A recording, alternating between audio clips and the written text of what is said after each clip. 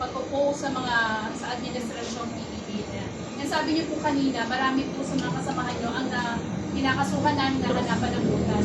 Sa palagay niyo po, kayo, bakit hindi po kayo nasasampahan ng any case o napag-iinitan sa kabila po ng mga ginugulgar niyo sa administrasyon? Palagay ko lahat kami talagang pinupunteriya. As a matter of fact, maraming tumatawag, maraming nagtetext sa amin, taga DOJ, taga OMB, na sinasabi na kaming lahat, yung 13, nagki-case build up na raw. Kini-case build up na raw kaming 13. All 13 of us are being targeted.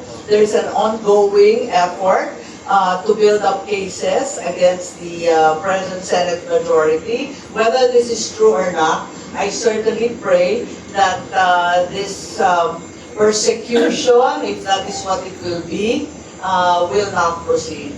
Hindi naman maganda ito, lalo tinaharap natin ang napakatinding emergency. Thank you. So,